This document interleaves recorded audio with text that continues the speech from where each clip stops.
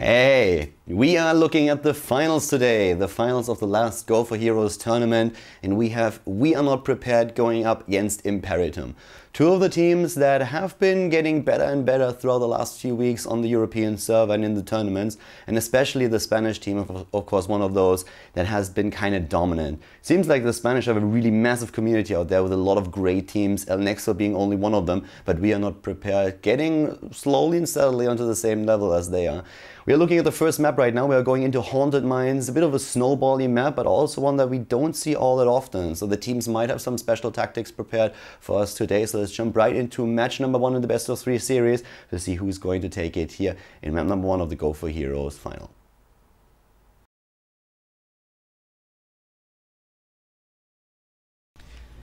The first game of the finals of the Go4Heroes tournament number 8, and it is Haunted Mines. Interestingly enough, the map came through the pick and bans, so we're having this map now between We Are Not Prepared and Imperitum as map number 1. Starting to the left side of the map, we are having Black Scorp for We Are Not Prepared on Arthurs. We have Killer Chino on Zagara, Falcon on the Sergeant Hammer, Polato on Uther, and T-Darka on Stitches, with bans on Zebo and Kerrigan in this game.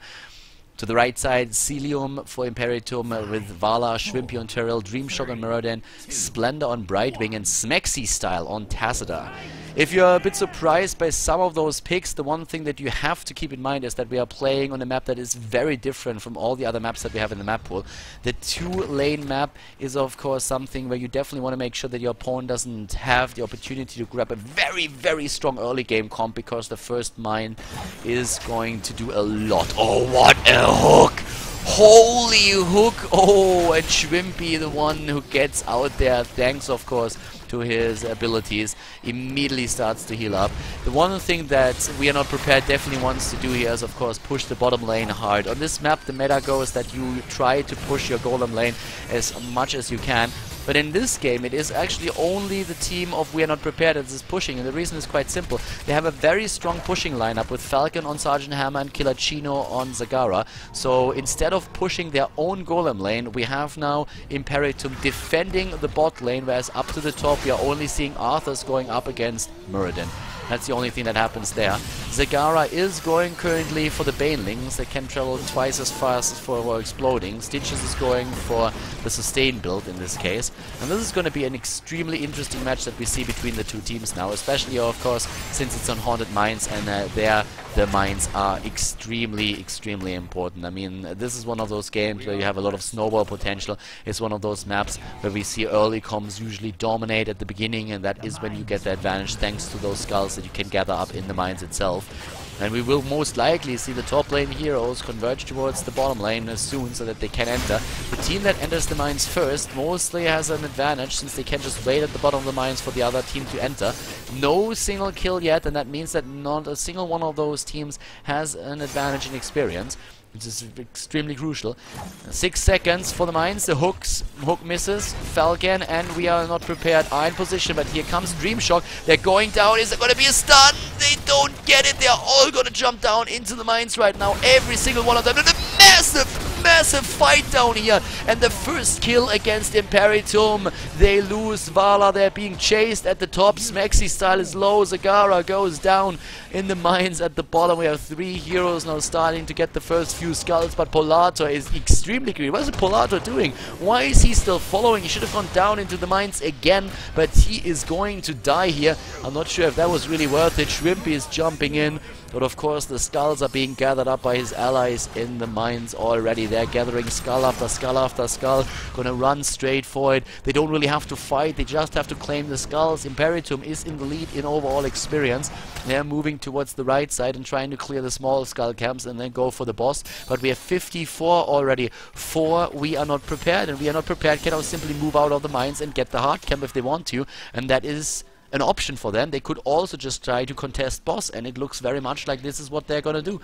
Contest the boss, move into the middle, and there we have them already. 5 of them moving in. We have Envenom now, of course, taken on Arthurs, and he goes in, misses his Howling Blast. Black Scorp needs to move back. The hook against Splendor, but he moves back immediately, and the healing ward is already there, taken down by T-Darka within a second. I like it. Very well done, using Devour against Muradin now too, to get a bit more health up and be even more tanky. Splendor in trouble, but Blackscorp has to move away. Ooh, Titaka is going down, Stitch is dead, and Imperitum is winning the fight in the mines.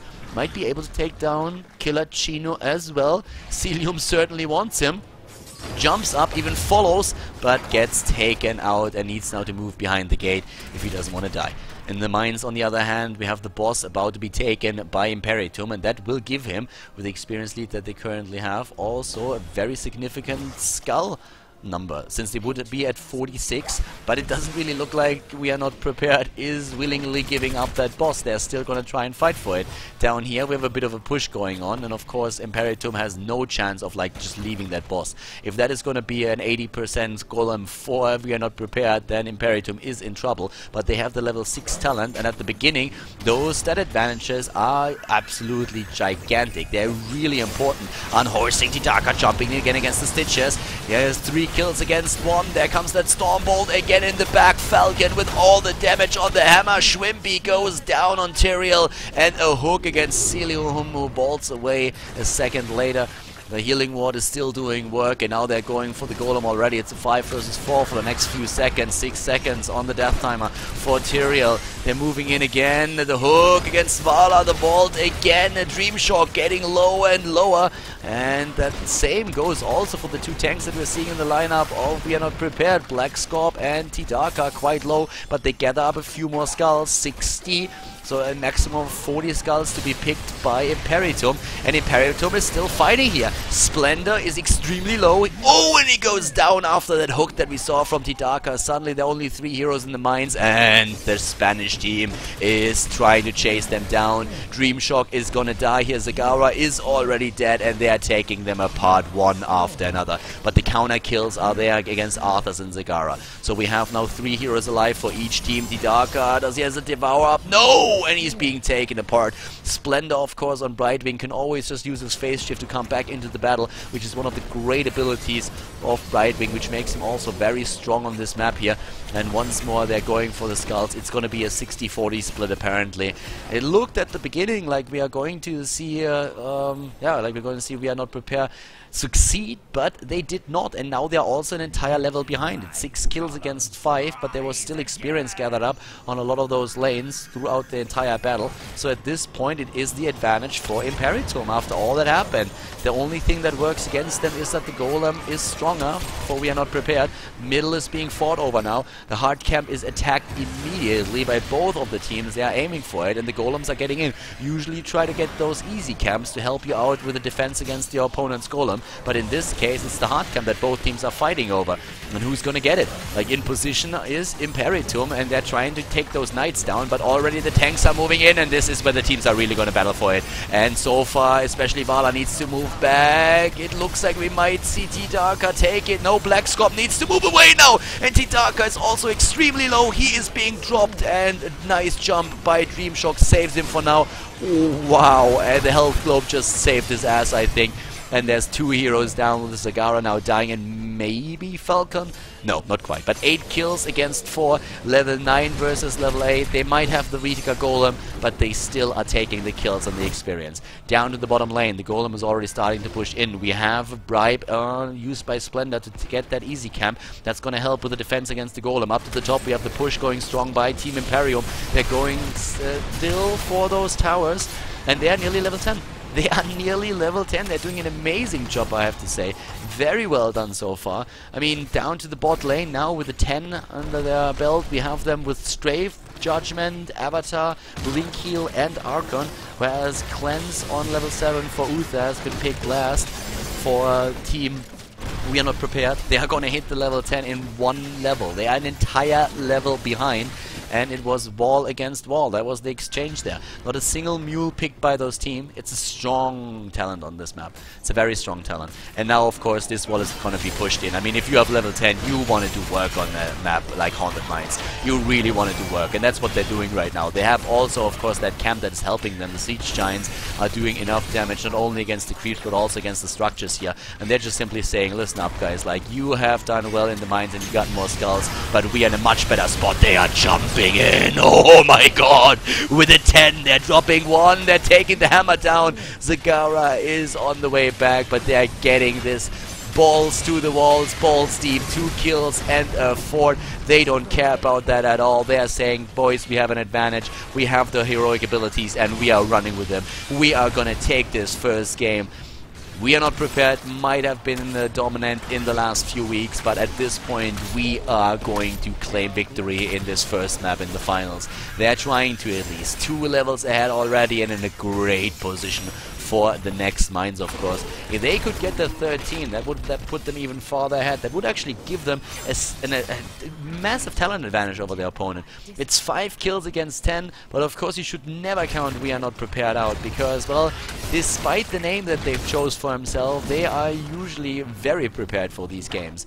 We have them with Napalm being used, the Maw, of course, on Zagara, and now also a vision taken. They're trying to just like go back to their stride. 30 seconds left, and looking at the experience tab, I have to say that this might actually end up in being a 3-level advantage, or at least a talent advantage for Imperitum, if they get those waves in. Up to the top, there's already Zeratools, Maxi Style. They are starting to take that wave down, and I think this is going to be the crucial one. Just look at that experience that we see there for them. There's the 13. It's going to be an extra talent, and this is going to be brutal. This is absolutely going to be this is going to be really dirty. We have not only Frost Shot take, which is going to be amazing. We have double rewind now on them, and they're jumping in. Oh, and already Celium with a strafe. They're doing so much work. Zagara is already down. There comes the Frost Shot. Black Scorp is slowed. Polator is jumping away. T-Darker is trying to escape. 1 down, 2 down, 3 down. The Frost Shot hits the tank, and there comes Maxi Style and Black Scorp. They're going straight for Falcon. Judgment being used, and they completely demolished them in the mines. No fucks given. They jump in and take every single one of them down, and they're like, boys, if you fight us with a 2-level disadvantage and us having additional talent, like, be our guest, but we are gonna kick your ass, and we're gonna kick it hard.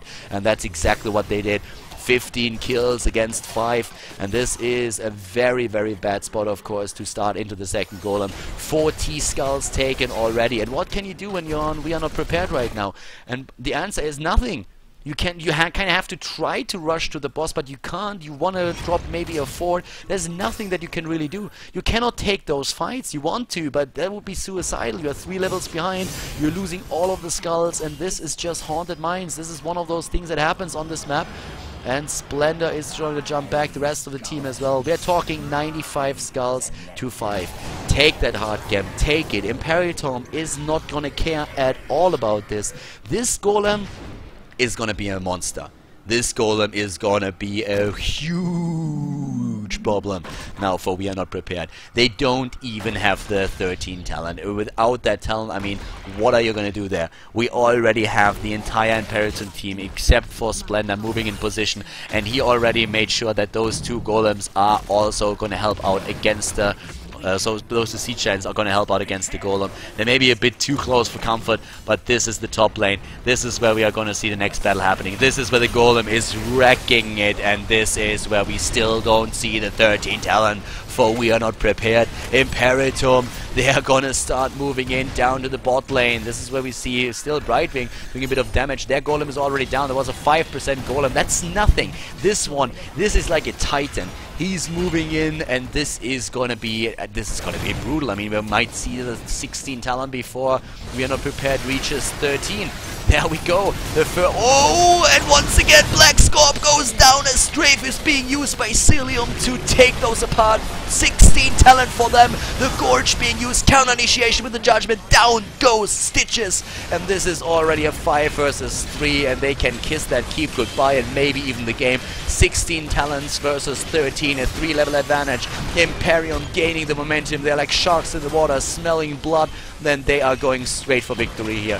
One tower after another demolished, and this golem, he's not kidding around. He wants this core down, and he goes for that. This is game, ladies and gentlemen. Zagara is down, and the golem is just like dropping one after another. They're right-clicking at Celium with another strafe already. The core already down to 40%. The dwarf jumps over it once more. The golem still not dead. 18-10, and this is game number 1 in the finals in this best of 3 on, of course, Haunted Mines ends in favor of Imperitum against We Are Not Prepared. Congratulations, and let's jump into map number 2.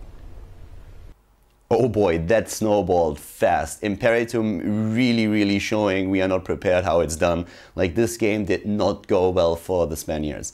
So now we're going into game number 2 on Shire, but you could really see how Haunted Mines is one of those games or one of those maps where especially the first mine is extremely important. When you get the level 4 before your opponent does, there's so much snowball potential for you when you win the first team fight, and that's exactly what we saw there. Imperitum never making a mistake after that, always running with the advantage and never giving up their lead. So at this point, we are not prepared, needs to somehow win 2 maps in a row if they want to succeed and win the Go4Heroes Final. And we're going to go into Shire right now, map number 2, and I'm going to try and find out if they are able to do that.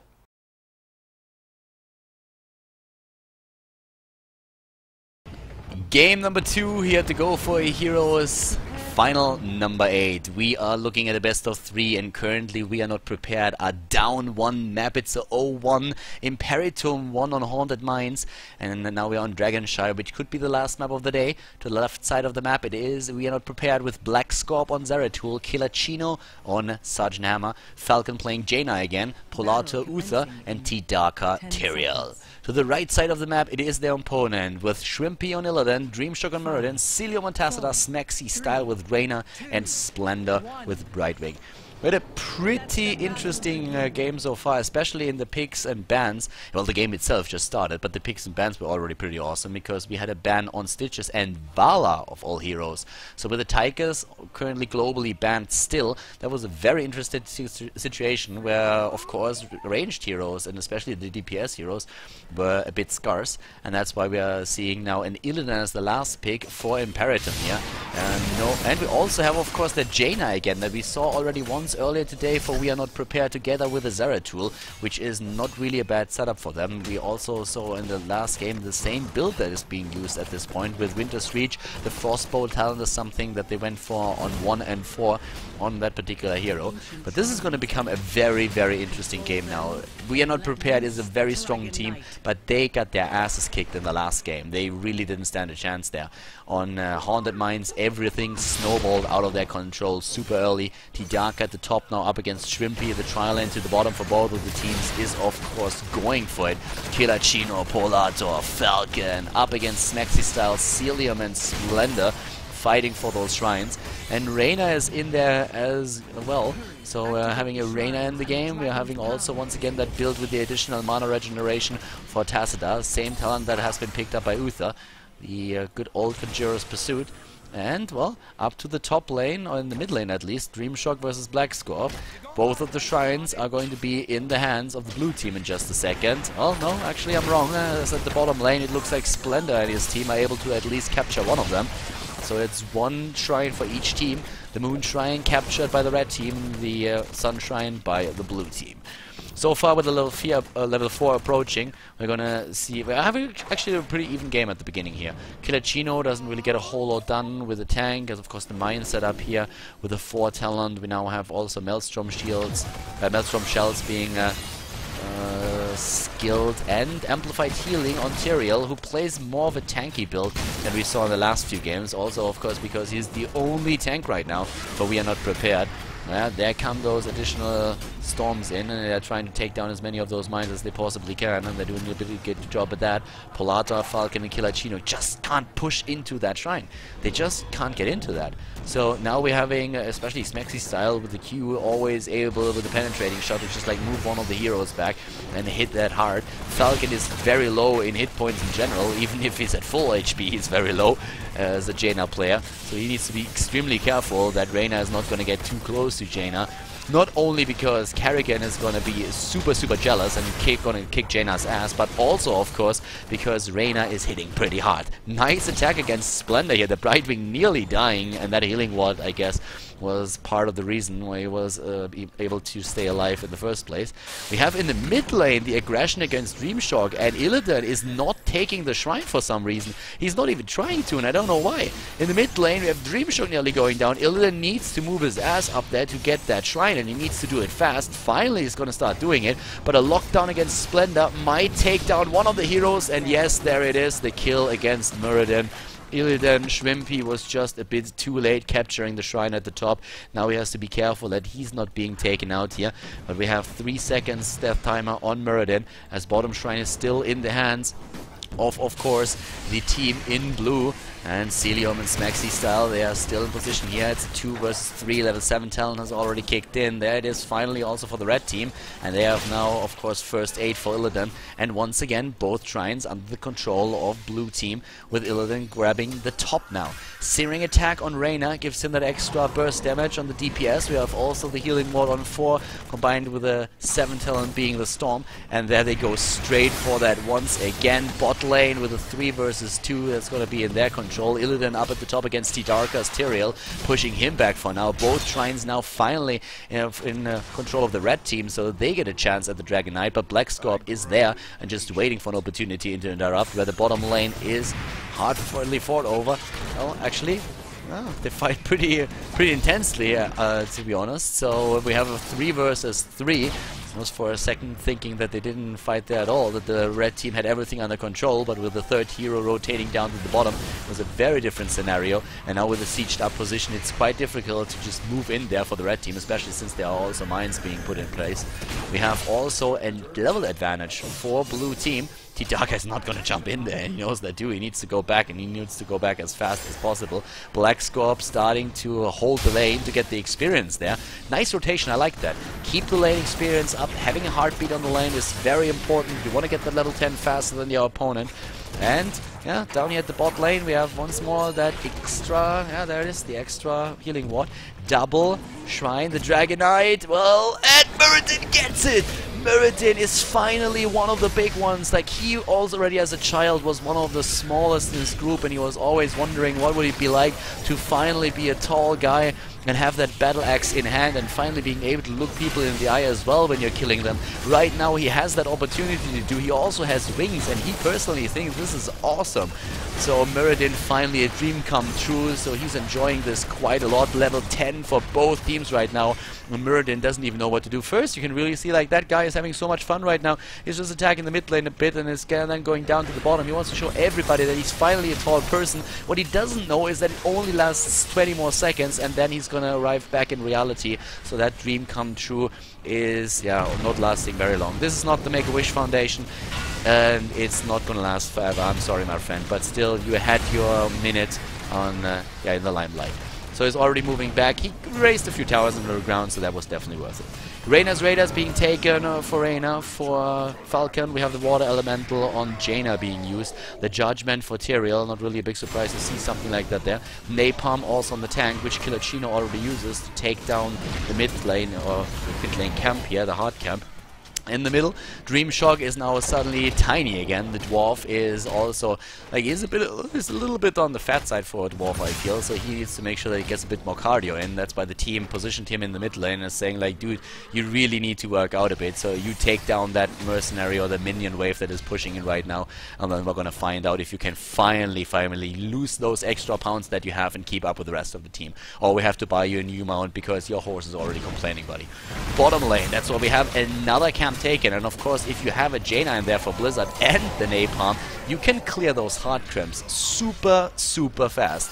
And this is suddenly a double push with one Siege 9 camp and a hard camp pushing it up at the bottom lane, up to the top. Illidan is still doing his thing alone. Apparently nobody really likes him, and Illidan is getting a bit salty because he's not invited to the party. So while everybody is down here having fun, Illidan is saying, like, guys, if you don't want to have me there, then I'm just gonna go to the top lane. I'm gonna create my own party, and I'm just like gonna do my own thing. But it looks like he gets a bit like that. Apparently, like, the other outsiders in the group are also trying to help him out. Muradin is a bit angry because everybody calls him fat, and Brightwing is, of course, always a bit weird. I mean, if you played him and heard his voice, then you know what's going on with that guy. So we have 3 guys that already push the top lane. The problem is the bottom lane is pushed even harder right now, but both teams reached level 13 at roughly the same time. And it looks very much like Dreamshock, Shrimpy, Celium, and Smaxy style are doing a decent job with that, keeping it real now. To the top, Splendor is still there. Brightwing is just high as hell. Like, this guy is always on dope. If you heard his voice, you know what I'm talking about. He's always like, entire time. I mean, I know that my Brightwing impersonation is absolutely out of this world, but you know what I'm talking about, right? Like, that fairy dragon is so... yeah. I mean, I can't finish that sentence because I'm not quite sure like how old people are that are currently watching this stream. What I can tell you is that mid lane or the bottom lane is pushed hard, and especially by Imperitum. So the teams are really angling for it now. One kill in the game and both of them going full on it. At the top lane, that shrine has been taken by the blue team. Down to the bottom, finally with the 13 talents kicking in, and we have the double sprint on Jaina and Uther.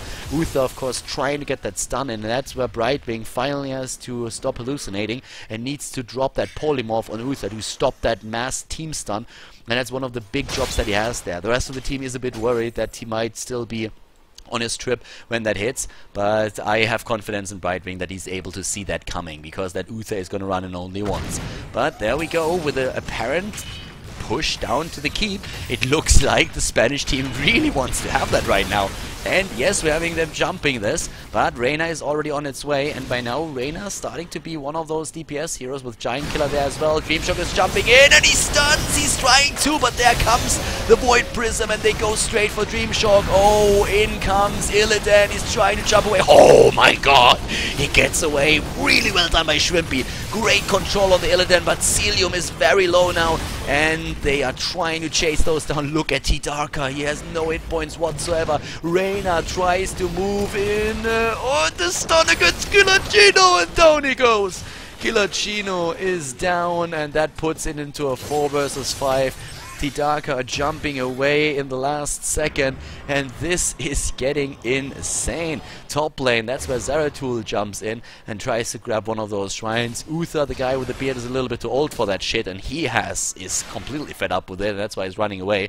If you have a billy mount between your legs, then you are also not looking very graceful when you do that. But they take down Celium, or they could maybe take him down. Oh no, Brightwing is jumping in.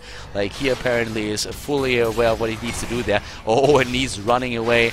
Polato is hitting that sprint to get away from this position. Top lane is being captured by Smexy style. Bottom lane, that's where T-Darker on Tyrell is trying to go for it. The Angel of Justice going up against the Dwarf, and the Dwarf is just screaming at the face, "How is this just? I'm too small. I want to be big and tall. This is not just. Leave me alone." And indeed Tyrell moves away because he realizes that this is indeed not fair. And Celium grabs the Dragonite at the same time, so the Dwarf actually having that little like standoff with Tyrell down at the bottom shrine worked in their favor. It is Imperitum that gets in the end the Dragonite, and also the 16 talent with the Berserk now on Reyna, giving him even more DPS than he had before that. And well, with this they are moving in up against that keep. Who's on that Dragonite again? I feel that Muradin is already a little bit jealous, and he's saying like, I could have had it again, I could have had another like minute and a half with just like being a tall dragon, but apparently that's not the case right now. So once again, Celium starting to move in there. And he's just like using the Breath of Fire the entire time against those.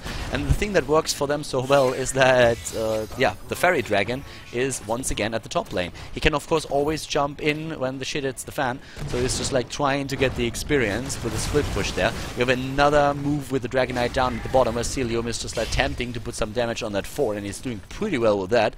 And at the same time, mid lane, Dreamshock, Smexy Star are still there, 17 nearly on the board. Celium now moving back, and as the entire team rotates up to the top, Brightwing is moving back. But we're not prepared, taking the camp now. They're going for the camp and are trying to like take out as many of those mercenaries as they can. There's still another one to the left side, the easy camp that they could take. The bottom camp already grabbed by Imperitum, trying to push that in. It's 2 kills in the game, we're 12 minutes in, and it's only 2 kills that we have so far. And to be absolutely honest with you, this is like one of those... Oh, the initiation up against Shrimpy. They're gonna go straight for that. And let's see what's gonna happen there. Shrimpy is trying to get away, but this time he's getting locked down. And goodbye, Illidan. At the same time, T-Darker is nearly dropped. He's trying to get away. Oh, Celium just hitting himself up in the last second here on the arc. And he can be really happy that he went for the 2-dimensional shift talents on 13 and 16. That would have been his death if not for that, but it's still the kill for team. We are not prepared.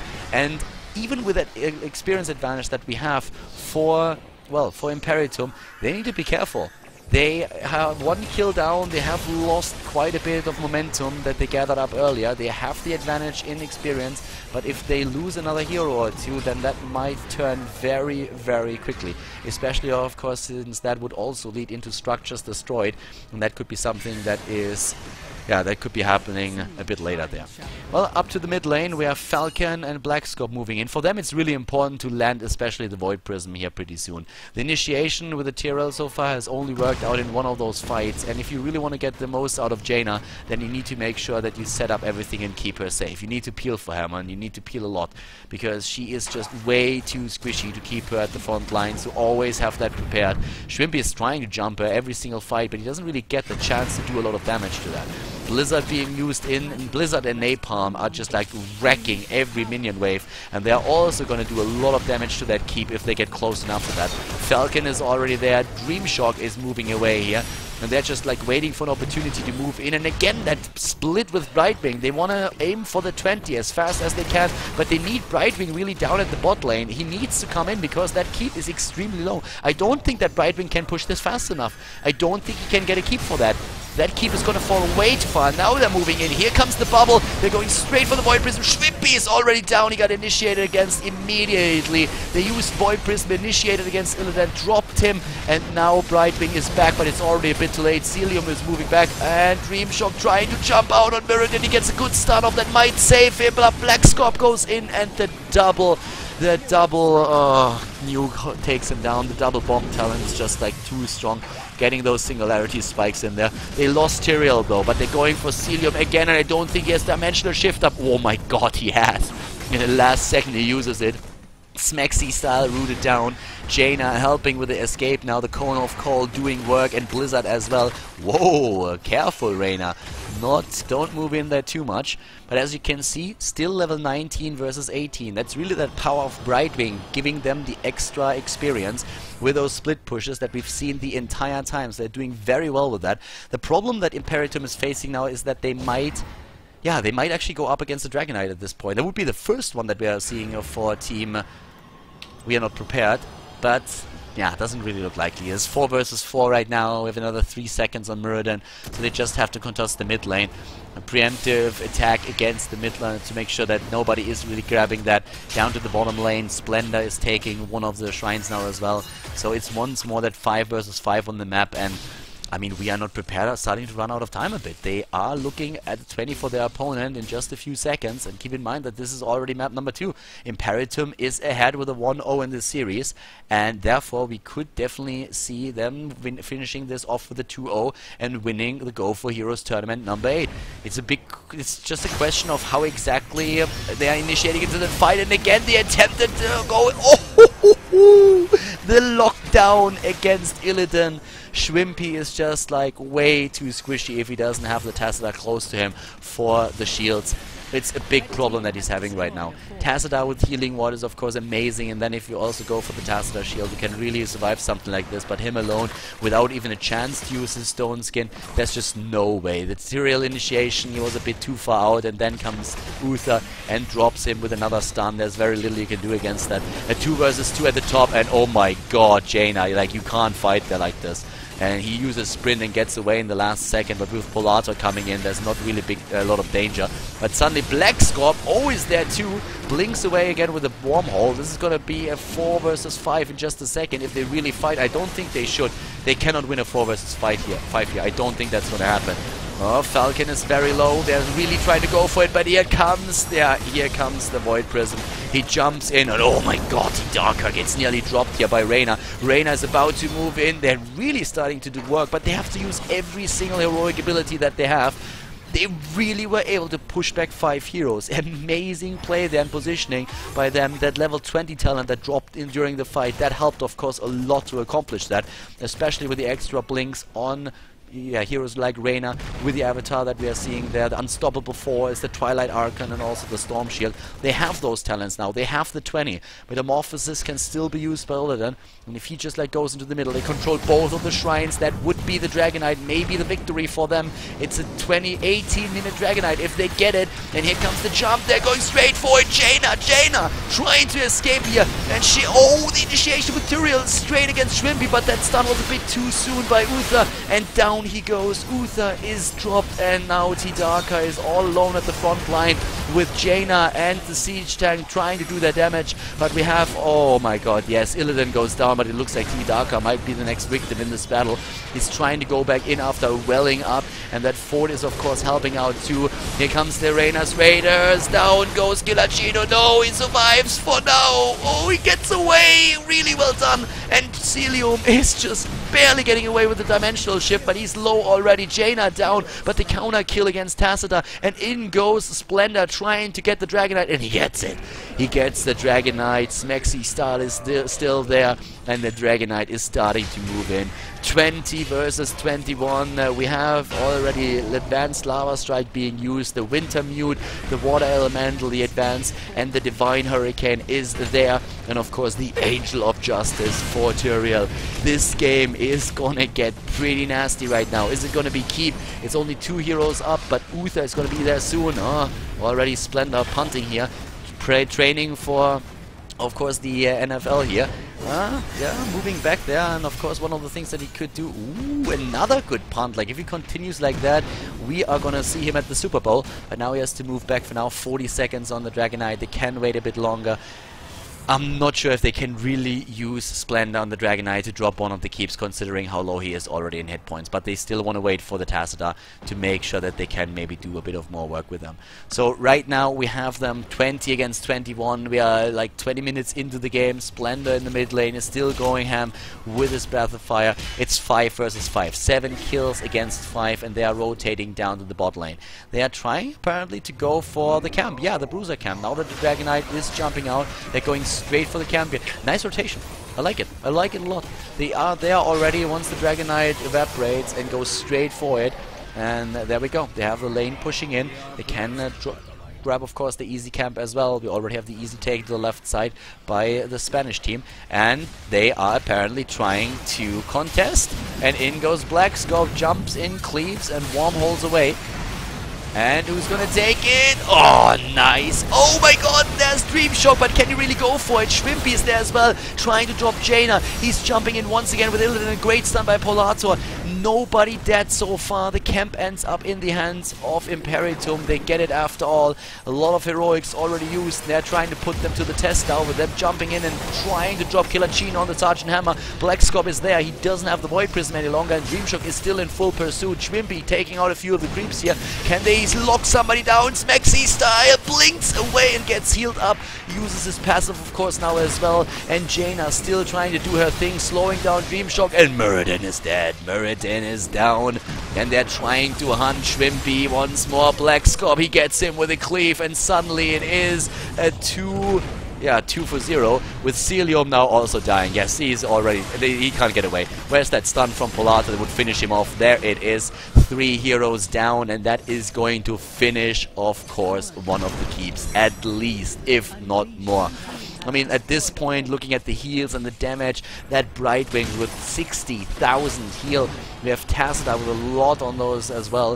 If it comes to damage, especially the Sergeant Hammer with a hero damage of 74,000 is absolutely impressive. That Larva, of course, is doing so much over the course of the time. Now we have them also taking one of the camps, and that is the 2 heroes that are still alive for Imperitum. And if you think about what went on so far, only 1 keep has gone down. The problem is that there is definitely going to be a Dragonite now for We Are Not Prepared, unless Maxi Style somehow catches one, and he's not going to be able to do that. Dragonite is there, and that now means that we are going to maybe even see the core drop, because Dragonites 22 minutes in, they are doing work. They are really doing work. These guys hurt. They are nothing that you want to mess with. and I'm not 100% certain if they can stop this. They're playing a 5 versus 5, yes, but this could be an absolute right-click scenario here. Black Scorp is already moving in. He wants that core. He wants it badly. Falcon is gonna die, and here comes T-Darker with the counter initiation. Another stun that is about to take Shrimpy down, but he uses Metamorphosis. But just look at the Dragonite. They need to drop that Dragonite, and that core is already at 95, and there's still too many heroes alive. They're going for the right click. They're trying to take it down. Killer Chino is there as well, 50% on the core, and they're really trying to save it somehow, but it's too late already. This is game, this is GG, and we are gonna see a third game between We Are Not Prepared and Imperitum, since We Are Not Prepared wins game number 2 of the series. Well, it looks like We Are Not Prepared hasn't forgotten how it's done after all. Taking Imperitum down on Shire was definitely the first step for them. Now suddenly we have a tight score between the two teams, and there's of course one map left to decide who is going to win the tournament, the Go4Heroes tournament number 8, and the map is going to be Sky Temple.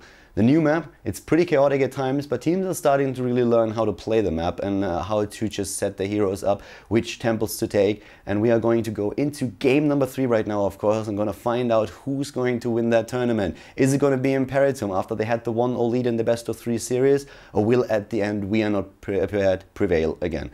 Come in and find out with me. We're going to jump right into Sky Temple.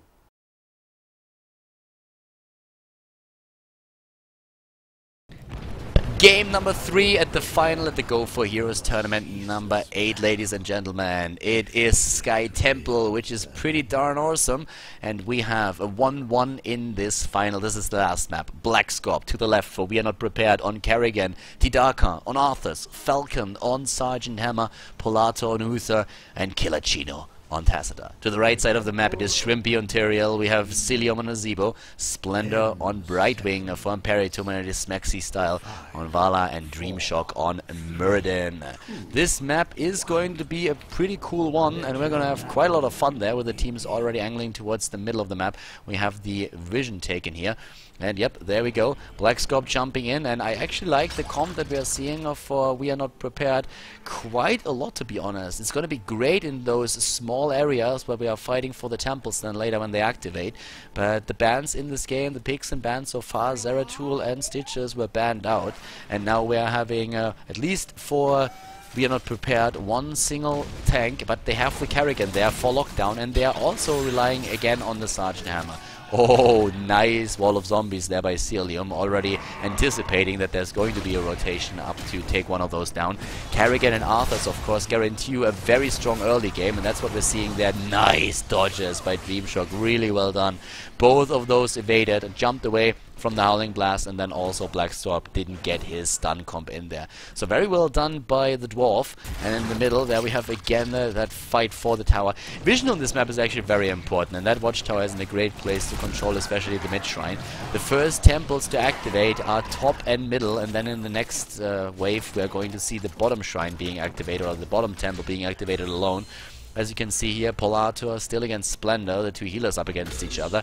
And that comp is once again here. They're already rotating up to the top, apparently trying to put some pressure on Dreamshock. Nope, now it's the bottom here, and they're gonna get the stun, the Howling Blast, and the kill against Brightwing. Good start for them into the game. The top lane, Falcon and Smexy style are gonna go up against each other when it comes down to the control of Temple number 1. But of course with that kill that they got, a bit of an advantage for them. And we have the shots for the red team. Those temples can really snowball a game very fast, but it's a split now. Middle temple taken by the blue team, and the top temple completely taken by the team in red. Level 4 hitting thanks to that early kill faster for the blue team. We Are Not Prepared, going for their double envenom now, and they are actually also grabbing experience in the mid lane, which I think is like really well done. Can drop one of those towers here, so very well controlled by them, having one hero up at the temple and the other one's just pushing in.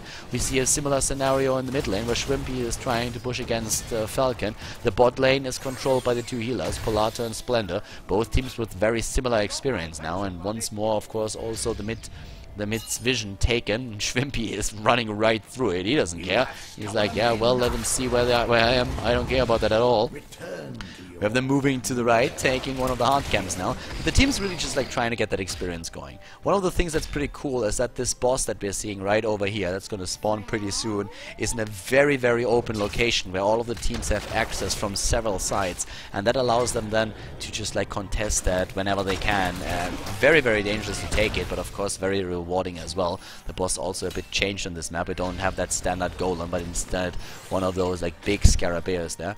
This thing was apparently the Harrison Jones well, has not been touched by anybody just yet. But that Scarabaeus is already there. Jump up to the top where we're having a push with the hard camp. Splendor and Shrimpy are trying to apparently utilize that as much as they can with that move. We are going to see another temple taken in just a sec. Hard camp versus hard camp, and it's apparently going to be the easy camps that are being taken next by the teams. Not only by the red team to the right side, but also, well, Falcon, no, he's not going for it.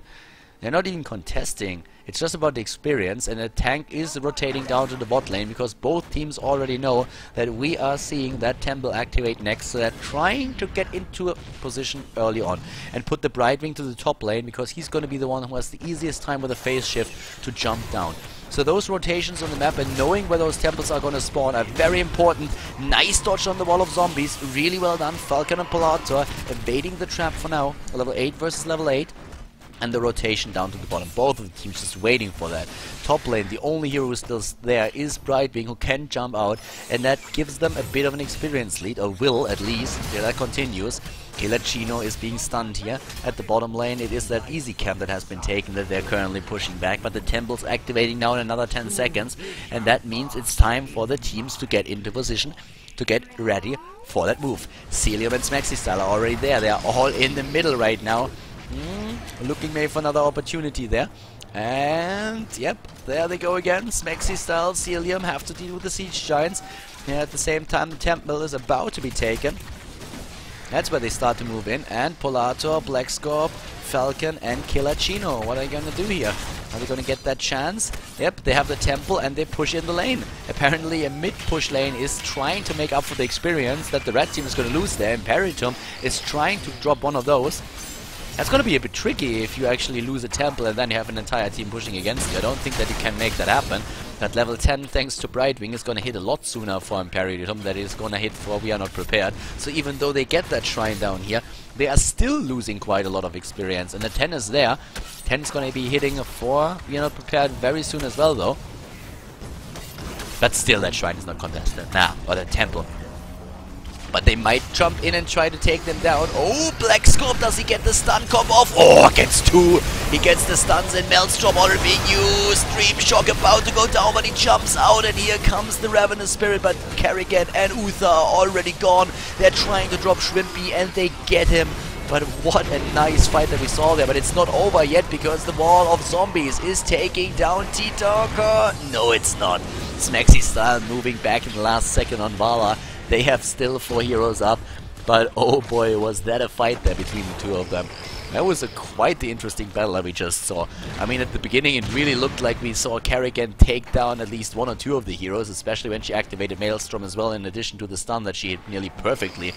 And then suddenly it was just a turnaround a second later. Very well done by Imperitum. They're a bit ahead in experience now, but they might lose Celium here. He doesn't have speed yet, but that wall of zombies is helping out a lot. The top lane, again, experience gathered that we're seeing by the red team, and they are doing a very, very good job at keeping those lanes constantly pressured.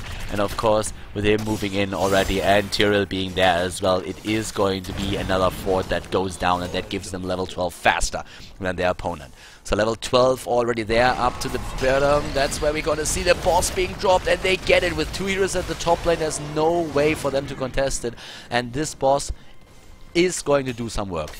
Now they might actually push with it. Or they might just say like, okay, well, you deal with the boss, we're going to take additional camps on the map and going to steal a few of yours. And that's where they move in already. They're trying to take it right there. Dream Shock, Shrimpy, they're all here. It's a 5 versus 5 in the middle, but the boss is making his way towards the keep already. And that is a lot of pressure that they're dishing out with that. Celium is waiting for his ability to use that. There we have the initiation against Blackscorp, but they keep Kerrigan alive. That's what it's all about, keeping the Kerrigan alive and getting her stuns in. And Shrimpy is down. Kerrigan getting that in. Back here, Celium with the Ravenous Spirit doing a lot of work, but he can't kill anybody. T-Darker is trying to get away on the other hand. He gets a shield in the last second, is trying to keep alive, and he eats his these ghouls up one by one, getting himself back to high HP once more. And Black Scorp with a Maelstrom on Kerrigan moves back for now. The boss still going ham, one hero down for Imperitum, and don't forget that they are also, of course, now in a position where they will lose at least one of the shrines.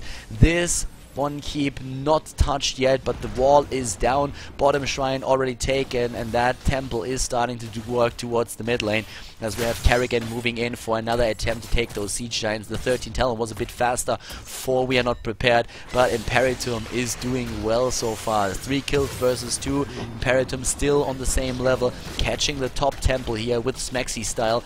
And of course, now that we have the rewinds in the game, Kerrigan is going to become very, very dangerous. And the big thing for Imperitum at this point in time is to just try and drop Kerrigan.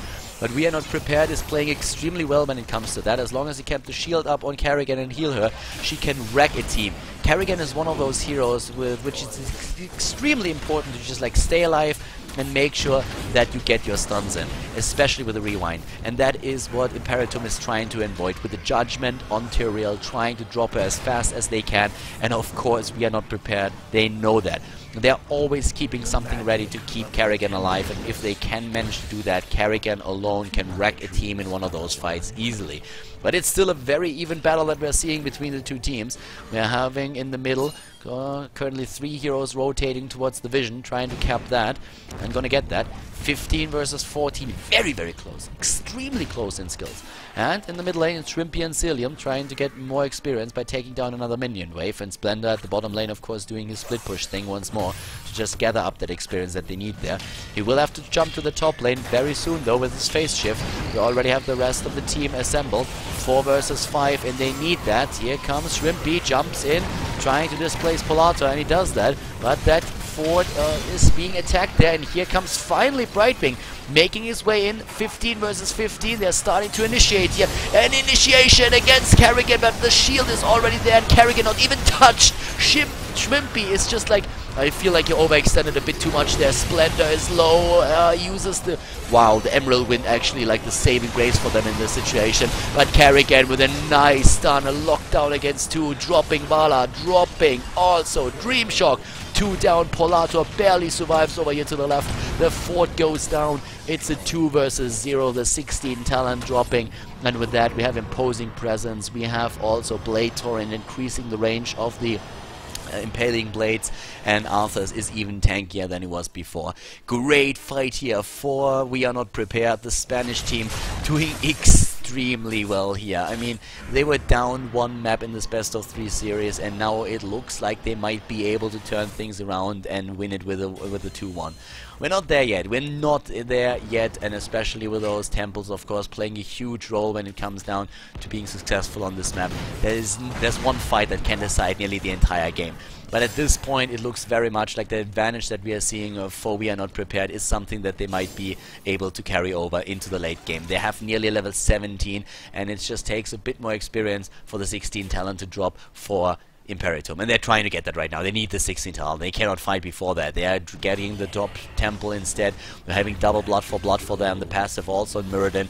Only 1 temple currently being held by Darka. The rest of the team is trying to fight the top, and that's where they also start to push them back for now. It's a 4 versus 5 now, so the one thing that they're trying to do is just simply buy some time. Maybe drop someone that overextends, and if Shrimpy isn't careful, he's gonna be the one. 17 versus 16, with Arthur's depleting the shots in the middle already. They might be able to just like turn things around and go up to the top, but it doesn't really look likely.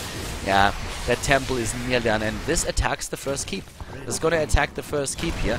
Bottom fort has been taken, and those siege giants are of course working well with that too. But the boss is now suddenly on the map, and with that there's a lot of pressure on Imperitum. They want to grab those additional shots there, but we have the entire team moving down, and that is something that they should know. They already know that there is an attempt to take the boss, and they're moving down, but it's going to be too late. It's going to be too late. This boss ends up in the hands of We Are Not Prepared.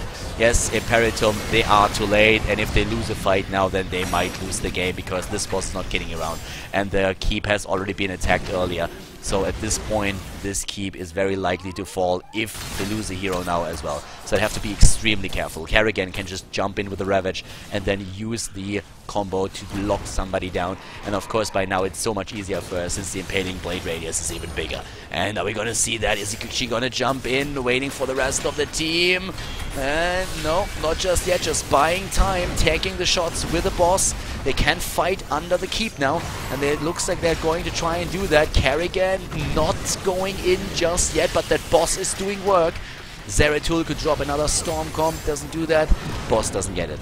They're not taking it, they're not taking the fight, they're not overextending here, they're just like taking the damage against the keep, doing it and then moving back for now. Keep in mind there's still that Siege Giant camp to the left side, but with the waves being cleared behind it, that Siege Giant camp at some point of course is going to go down against the minion wave. No doubt, no doubt. At this point, if you just look at the camps on the map, we have the hard camp still available. This easy camp already being grabbed. Dream Shot maybe a bit far out here, but we have the wall of zombies not hitting anything, but at least blocking for now. The easy camp still doing some work and progressing towards the lane, but at the same time, what's up there? Are they going to try and push that back again? It's still a 5 versus 5 with a very, very slow movements here from team. We are not prepared. 6 kills against 2. They don't want to risk anything, and they shouldn't. They shouldn't really risk anything, and the next shrine is going to be in the middle, and that's only one. And that's one that you have to fight for. And it looks very much like this is going to happen right now at this place, but Kerrigan would reign supreme here. And these small gaps, yeah, they need to find another angle. Imperitum has to find another angle to go in there, and Shrimpy might initiate on her. And is it going to be there? No, no initiation just yet. Here we have the Maelstrom being used. Oh my god, they're locked down and Vala is down at Brightwing as well. This is bad. This is really bad. The healer down. Shrimpy trying to escape. He's being dropped by the tank, by Sergeant Hammer. Celium is gone. This might be a 5-man vibe. Yes, they're going straight for Muradin. And this, ladies and gentlemen, is bad news. They abandon the temple. It looks like they might try and end the game here. They're moving down to the bottom lane. They're going to drop that keep. That much is already certain. And with 20 seconds on the death timer, they are starting to move in. They think they can take it here, and why not? Well, Tidaka is moving straight to the creep. I'm not quite sure about that. 11 seconds on Vala. After a 1-0 lead, it looks like Imperitum is going to lose it here. This is it, ladies and gentlemen. It is. We are not prepared. They are winning the Go4Heroes tournament number 8 against Imperitum. Congratulations to them for the 2-1 victory in this game.